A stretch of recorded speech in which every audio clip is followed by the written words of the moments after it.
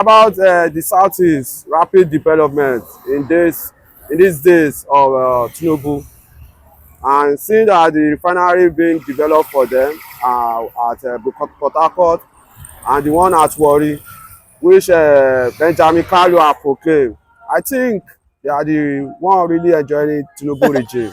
Okay, you see, that is a funny statement coming from you, my anchor or my host. And I think it is an interesting topic that we must interrogate. If I'm going to say maybe in the last few months, the Southeast, South, yes, it is true they have been recording some wins that they never saw under PDP.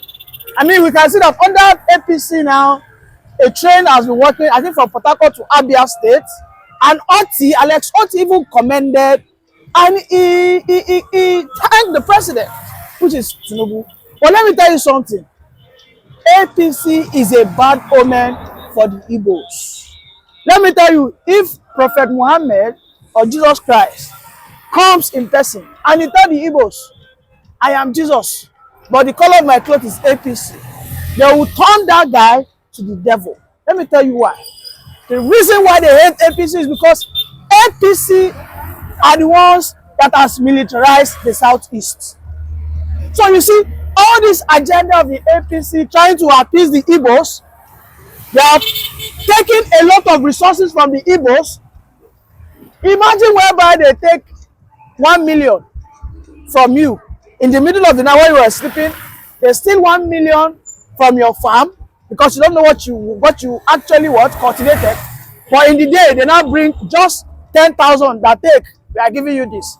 Are they helping you or they are robbing you? So that is the question. The Igbos are not in any way, form, or shape deceived. And most importantly, what the Igbos are after is the presidency. I understand a sycophant. A sycophant is in that hollow chamber. Benjamin Kalu. Benjamin Kalu shamelessly said something recently.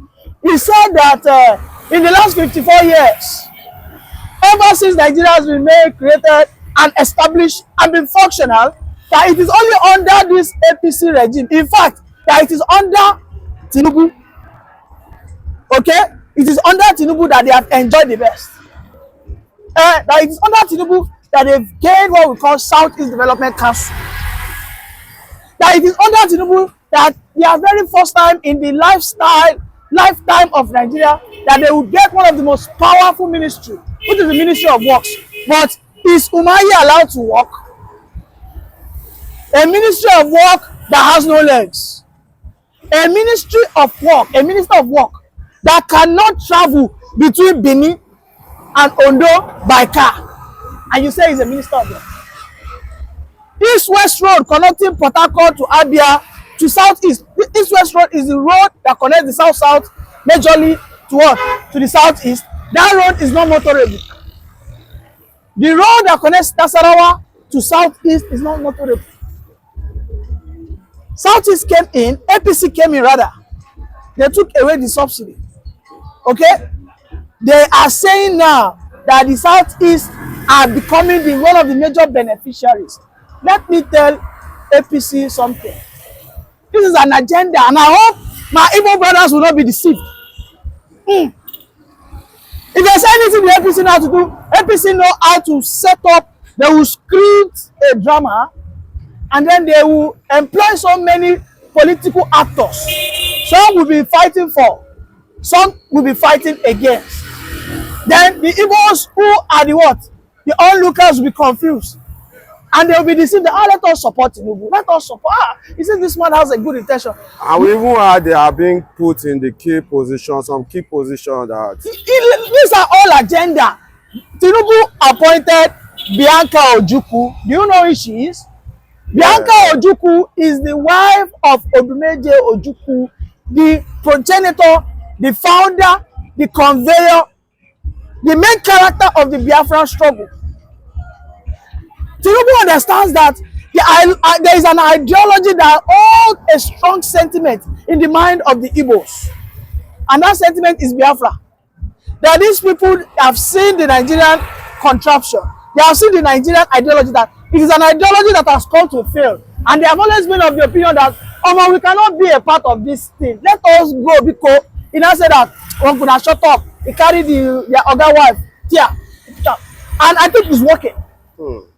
Because ever since that woman has been made the Minister of Foreign Affairs for State, it was instantly that appointment happened that they captured Simon Ekpa. Simon Ekpa has been a very loud voice in Finland, destabilizing the Nigerian government. He has always had the capacity to put Tinubu on his toes. It got to a point that the Nigerian army were shedding tears. They were scared that they would do everything possible. Not until they appointed one of them. And I am seeing something else that is happening now. Mr. Femi, please come closer. I am seeing something that is happening now, is that they are using another one of them to deceive them. This is what happens. This is how the white men were able to conquer the black men. When they came to the Yoruba land, they went to meet the chief priest. They went to meet the chief, the warriors, that will give you a gun. We will give you a horse. Oh, we just see this. Give us those slaves that you have. You know, in those olden days, there were slaves. Yes. You know, the kings had slaves that worked for them in their palace. They have slaves that work for them in their farms. So they said, you know what? Don't worry, we'll give you a horse. We'll give you a gun. We will have the capacity. We will give you as many as possible. The Oyo kingdom then was fighting Dahomey. They were fighting Niger. They were fighting the Fulanis who were from the Niger. So they said, don't worry, we'll give you this. What we just need is that we're going to give you 10 horses. We're going to give you a carton of maybe pump action. Those days were Dane guns. We'll give you Dane guns, about 100 pieces of it. What we just need is about 5,000 people who you know are your slaves. And that was how the white men eventually, you know what, they now colonized us, they defeated us without any form of warfare. The blacks in their majority, especially in the southwest, and in the north, we were conquered. The Yorubas and the southwest down to some parts of the north, they were conquered without a gun, without necessarily killing or shooting. All they used was their what? Their greediness, their thirst for power. And this is the same ideology Tinubu is using now. He understands that the Igbos want to have something they can call their own, right? So he's now using their own people, send it to them. He's presenting those demons who are of the Igbo extractions as angels. You now see Benjamin Kalu going out and stating it. Tinubu now has been gallivanting that yes, what is working? Yes, Port Harcourt refinery is working. He's also saying very soon that the seaports, the Onne seaport and the Calabar seaport will not be functional. What else do the Igbos want? Is this not what you guys have been crying for? In fact, are these not part of the objectives and goals that Nnamdi Kanu was seeking? Out of all the cries of Nnamdi Kanu, was he not crying for a functional seaport? Was he not crying for a refinery? Are those things not working now?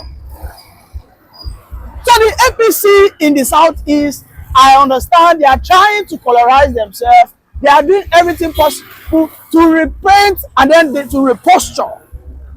Because in the last 6 months, Benjamin Kalu has become the loudest voice for APC. In fact, he has been a voice of threat to Alex Otti. He has always said that we are going to collect Abia State from Labour Party. The very moment he started saying such words, he started saying some Labour Party members, some Labour Party legislative politicians and all that, they started decamping to APC. They started moving. We see that Soludo is always having meetings with Tinubu. And Soludo is one of the most prominent governors in the southeast. You know, and I understand why Tinubu is doing this. Tinubu is doing this because today, the Fulani have said that Tinubu is a Yoruba bygones. The Fulani today are saying that Tinubu is doing an agenda called Yorubanization. The Fulani are crying that in the security architecture, we have a Yoruba man. If you go to the bank, you have a Yoruba man. If you go to the economy, you have a Yoruba man. If you go to the police, you have a Yoruba man. If you go this one, Yoruba man. That it is becoming too much. In fact, Tinubu even said that the FCT, Federal Capital Territory, that has more or less become like an inheritance for the Hausas, he took it away from them. He gave it to a Wike who is not only from the southern part of Nigeria, he is from South. Wike, who is also a chronic politician, a radical, he gave it to him, and the Fulanis now are handicapped. So Tinubu now understand that I fit not get vote from these northerners come 2027. Let me shift ground to the Igbos. Let me try and rebuild my image. Maybe I can get goodwill. Let me use their head and jam me together. Let me just be able to get some vote.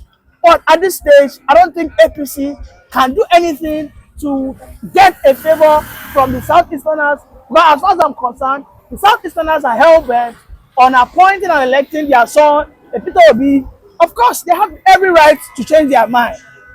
The Southeasterners might decide tomorrow to change their mind if peradventure Tinubu decides to give them the chief of army staff. I don't know, I don't care.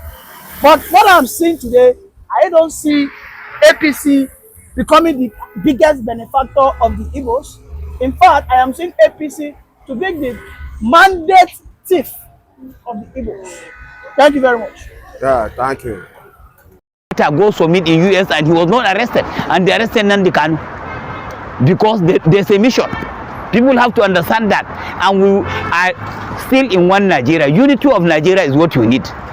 So you are not ready for unity of Nigeria. That is what I see, and I understand you. And that thing cannot work. You can go ahead, do anything you want. 2027 will flush you out with your message to Central Bank Governor Femi Cardoso, CBN Governor. You want to reduce 1,000 from to disengage them from their work, and you expect to spend 50 trillion. Why? All you are doing is the billion, 50 billion. You bought a vehicle, 6 vehicle, 10 billion. Femi Cardoso. Then now you want to disengage people and they are dissing. All the money involved is 50 billion. Why? Your own all is billion. You don't have thousands. It's billion, from billion to trillion. What are we talking about? Okay, those people that you want to engage, last one you remove them, you bring Yorubas. Are we in Yoruba Central Bank? We don't have north, east, south. No way. We are not in Central Bank. If your Oga send you there to disengage the whole northern and south, we will not accept it, Oga. Do all what you want to do. 2027, yourself and your master, we will flog you out. Because south and east, you didn't even want us to be there. And we will not tolerate it any longer again. It will be seen that you are putting it only in one side, because last time you disengaged directors. You disengage 5 from the north, 6 from the south, and all those who remain, only you replace them with Yorubas. Why? Are we not Nigeria? Don't we vote Bola Tinubu? Why is it treating us like this? Why? Is it because our vote is a cost to us in the north and the east and the south, and you say we are one Nigeria? This is Odudua. It's not a distance. It's Odudua. We are saying it. That is why Sunday Abokari. You've been complaining of most recent the activities of the Fulani herders are ravaging some parts of your states or communities. So what could be the outcome of this Sharia implementation and full adoption of Islamic laws in Oyo State and the entire southwestern region? It will be resisted. By who? This will be resisted by well-meaning Oyo indigents like myself. This is a voice of rejection coming from me. I am from Oshaki State in Oyo State. And I agree that in my state, we have, especially from my own local government, we have more Muslims than Christians. However, we reject it. Because if this law ever get passed, by extension, it will sweep into my land. It will sweep into my local government. It will come and erode my culture. When I go home, I want to be happy to see and, of course, pay homage to the masquerades of my family. I do not give a damn about a foreign religion. Let me tell you, this is another agenda of this caliphate, all the way from Sultan to spread their tentacles. Don't forget what they did to Afonja. It was the same Sultan that advised Alimi that you guys have the larger population now in Ilorin. Therefore, you cannot allow or you cannot be subjugated to a pagan worshipper. Go there and topple him. With Global, you order anything you want, and when you receive it, you celebrate it. Because that tasty grilled chicken is here, and that key ingredient just in time. Go there and topple him. In Oyo today, we have equal numbers of Muslims, Christians, and about 30% of idol worshippers. If this ever gets passed, those idol worshippers are long gone. If I tell you a story, in my language, they say it, Shaki Ogbo Oroki Agbede Oro Baba, Omolewe Eyo, Asabari. Let me tell you, Asabari is a deity in my homeland. And there is a mountain. That mountain is a fortified mountain that whenever we have a war, that is where we take our enemies to, and they don't come out alive. These are the beautiful heritage.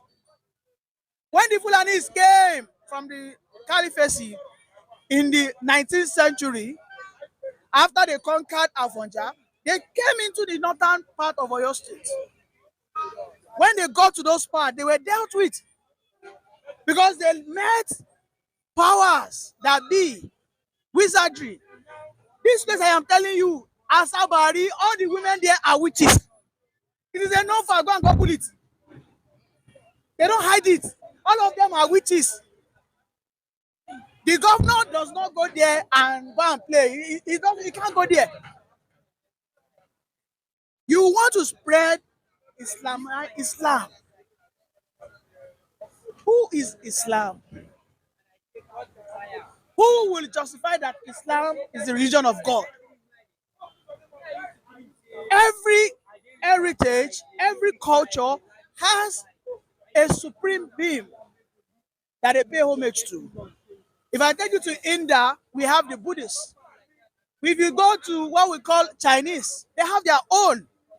There's Hinduism, there's Buddhism. If you go to the Igbo land, there's what we call Okike Abiyama, or whatever they say they are from. Chukwu Okike Abiyama. Okike Abiyama. Almighty, the Supreme. So they have their own story backing it up. If you go to Israel, they have their own stories, right? And these are all stories. Nobody can give a total description of what God looks like. And nobody can come out to justify that God exists. But everybody has a faith to be held on to that he exists. And therefore, everybody should have that latitude, should have that platform that if now these three I see as my supreme being, provided I don't come to your doorstep and disturb you, so be it. We know how these Muslims are. They are domineering. They are expansionists. This is not uncommon. This is coming all the way from Saudi to the Sultan and now to the West. There are so many rumors out there that these guys are financed by the Saudi Arabian Caliphate. That they are giving money to establish all these religious institutions so that they can have a larger broad of Muslims. This is their own system of evangelism. And they don't go in peace, they go by force. Look at what is happening in UK. United Kingdom today, some conservatives are now saying that UK has been flagged as the capital city of Sharia in Western Europe. Now they are saying that in Brighton and Albion, that they do not want the common laws of the land again, that they want Sharia law. So what that means is that if a Brit ever goes to Brighton and openly is drinking alcohol, he will be persecuted according to the Sharia law. It means that if you are nice, you go say, if I invite you to my village and they see you eating pig, because I know you eat pig. If they see Very you, well. good, and they see you eating fine boy, yeah, they say, before you know it, you are long gone. God forbid. So for me, it's a dead on arrival, and it's a disgrace on the Yoruba race. We understand there are Yoruba